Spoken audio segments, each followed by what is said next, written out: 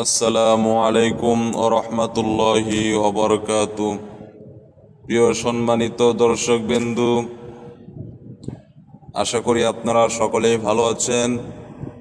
আল্লাহর রহমতে মেহেরবানিতে আমিও ভালো আছি।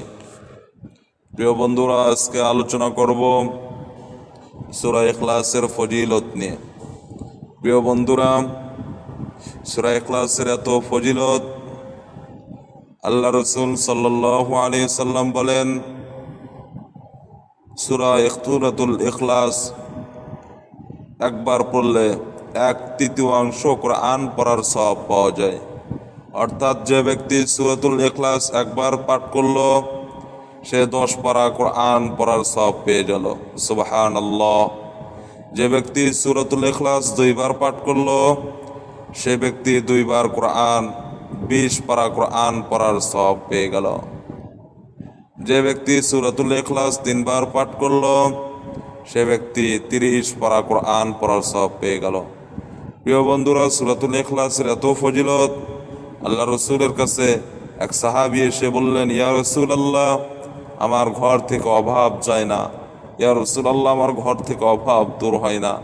তখন আল্লাহ রসুল সাল্লাল্লাহু আলাইহি সাল্লাম ওই সাহাবীকে বললেন, তুমি বেশি বেশি করে সূরাতুল ইখলাস পাঠ করো বিসমিল্লাহ সহকারে, এবং যখনই ঘরে ঢুকবে তখনই সূরাতুল ইখলাস পাঠ করবে। আল্লাহ যদি চাহে তোমার অভাব দূর হয়ে যাবে। এবং এক যুদ্ধের ময়দানে এক সাহাবী যখনই নামাজ পড়াইতেন, ইমামতি করতেন, তখনই ওই সাহাবী সূরাতুল ইখলাস দিয়ে নামাজ পড়াইতেন। সাহাবীরা আল্লাহ রসুলের কাছে বললেন, ইয়া রাসূলুল্লাহ, আপনার অমুক সাহাবী তো সূরাতুল ইখলাস ছাড়া নামাজই পড়তে চায় না। তখন আল্লাহ রসুল ওই সাহাবীকে ডাকলেন, কি ব্যাপার, তুমি সূরাতুল ইখলাস ছাড়া নামাজই পড়তে চাও না? তখন ওই সাহাবী বললেন, ইয়া রাসূলুল্লাহ, এই সূরার মধ্যে, এই সূরাতুল ইখলাসের মধ্যে আল্লাহর পরিচয় রয়েছে। এই সূরাতুল ইখলাস আমার এত ভালো লাগে পড়তে, এই ক্লাসের মধ্যে আল্লাহর পরিচয় পাওয়া গেছে। ইয়া রাসূলুল্লাহ, এজন্য আমি সূরাতুল ইখলাস সদা সর্বদা নামাজের মধ্যে পড়ি।